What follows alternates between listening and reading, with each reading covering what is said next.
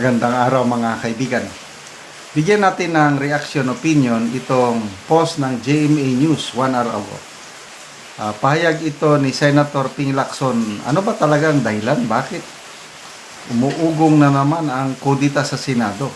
So, Senate President pro tempore Pangulo Lacson said on Thursday that the draft report of the Senate Blue Ribbon Committee recommending charges against 3 incumbent senators may be among the reasons why there was an attempt to change the leadership in the Senate. Ito ang sabi niya, I think so. We have good reason to suspect na may ugat din doon. Sabi ni Lacson sa Super Radio DZBB interview. Basahin natin kung may kung may, wala man. Walang article. Yeah.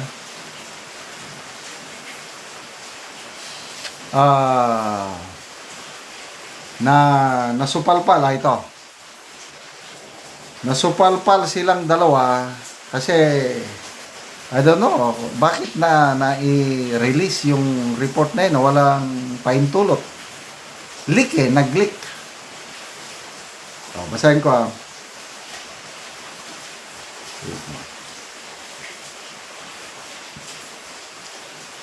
Lacson, chairman of the Blue Ribbon Committee, confirmed that the committee report is poised to recommend the filing of criminal and administrative charges against incumbent and former lawmakers implicated in the flood control scandal. They include Senators Joel Villanueva, Jingo Estrada, Francis Escudero, former Senator Bong Revilla, former Ako Bicol Party List Representative Saldico, and former Caloocan Representative Mitch Canahonoy. Tingnan nyo ang mga kongresista, dadalawa lang, puros pa former. Ang nirecommend, 3 incumbent senator. Sabi naman, bakit? Saan ba nagmula ang flood control scandal? Sa Senado o sa mga kongresista? Kayo, ano sa tingin nyo? Yan ang nakakanon. Okay, sabi ni Lacson, nagkaroon na rin ng vulnerabilities yung iba naming kasamahan sa majority kung na-appeal sa kanila yung to their emotion. Lacson said. Ito, speculation lang ito pinag-usapan namin ni Senator Soto. Madaling sabing nakita nyo na, hindi kayo kayang proteksyonan. Hindi tayo kayang proteksyonan ng leadership. So, Senate President Vicente Soto III said the Senate majority bloc foiled an attempt to unseat him. So, parang hindi totoo na may kudita sa Senado. Yung pinaupo si Senator Ligarda doon sa rostrum o podium na tinawag na Madam President. Ano pala yun? Kahit sino pwedeng upo basta payagan ng Senate President. So parang drama. Drama lang nila yon. So ngayon, naklaro ko na failure na naman yung kudita. I don't know what happened. May speculation. Nababasa ko lang post na meron daw malaking taong politiko na nakialam. So dahil nakialam, hindi na natuloy. But these are unconfirmed speculation. So, sa tingin ko, ang Senate President pa rin, si Senator Soto. Dahil meron akong dating kasamahan, retired general din, senior ko, nag-text sa akin, sabi na, Johnny, yung pag-upo ni Ligarda doon sa upuan ng normal yun.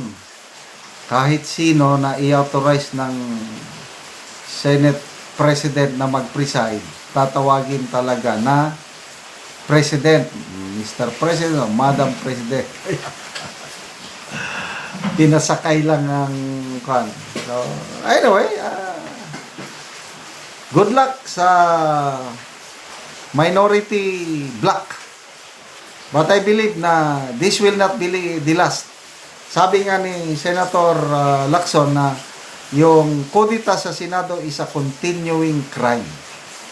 Tuloy-tuloy yan. Kasi nga, napakaliit yung pagitan, napakaliit ang lamang ng majority. 9 and 15. So, sa nakikita ko lang, may tatlo na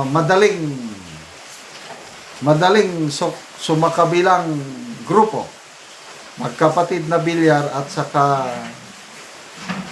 Pia Cayetano. So, 12 na. So, problema yung pang 13. Siguro, hindi nila na-convince si Senator Ligarda na sumama sa kabilang grupo. Kaya, ayun, napigilan. Kaya, sinasabi na parang may term sharing daw sila. At the end, sa last part of kaya lang, hindi naman interesado si Senator Ligarda maging Senate President. Sa tingin ko lang. Balik tayo sa draft report. Ang problema ngayon kung pipirmahan ba ng 11 senators sa majority. Yung tatlo, nag-withdraw na ng pirma nila. Senator Miguel Zubiri, Gatchalian, and GB Ercito. So, yun ang abangan natin kung makagather ba si Senator Lacson ng 11 signatures para maiakyat ito sa plenary papag-usapan. Kung walang 11, ay di tsapuera. No, may isang tabi lang, hindi pwedeng pag-usapan. So, makakakuha ba ng 11? Sa tingin ko, mahihirapan. Kung hindi magbagong isip itong tatlo, Zubiri, Gatchalian, mahirapan.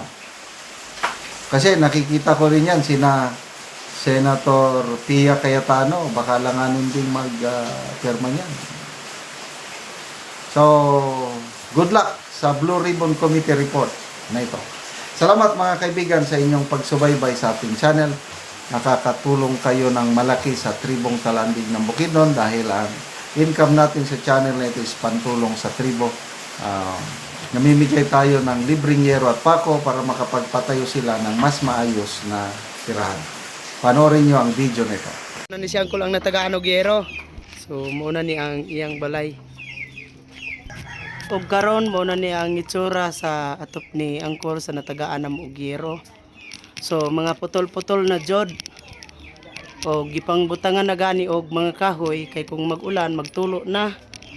So nakita gyud nako nga kining atop ni angkol kuan na gid kayo. Pulihan na nagyod.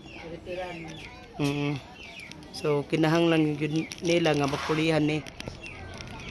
So kara na gid kaayo nga mga yero.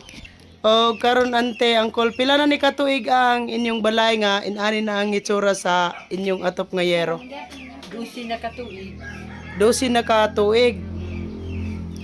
Sa kadugayon na sa inyong atop nga nagantos na gid mo sa ulan.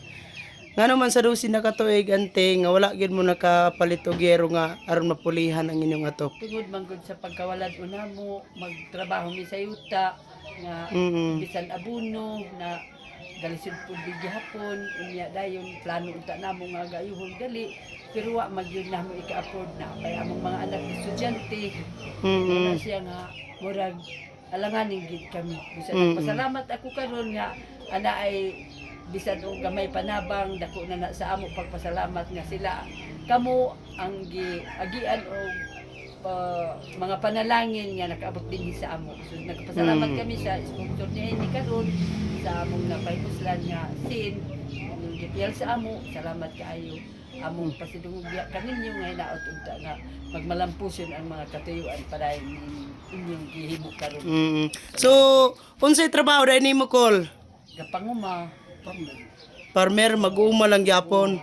Oo, so pila nang imong edad day Col? sa isay. 66. So alanganin na gyud ang imong pagtrabaho. Oo, sa katigwaw nguna. Ikaw ante, pila na imong edad? Kuan ako sa isinta. 60 na. So pila ang inyong estudyante nga ginasuportahan sa pagpa-eskwela? Upat. Upat unsa na yung mga grade? Nagkuan ni sila grade 12, nag-graduate na. Mhm. Karon pa sila ga trabaho unya dahil kining naapay isa nga graduate karon. So didto ra gyud ang inyong kwarta sa inyong mga estudyante. Oo, dito. Oo, so salamat ka ante. Salamat sa Ginoo sa nagtabang sa sin sa among ina. Oh, salamat At ka, kini ante. mga puso din nga mga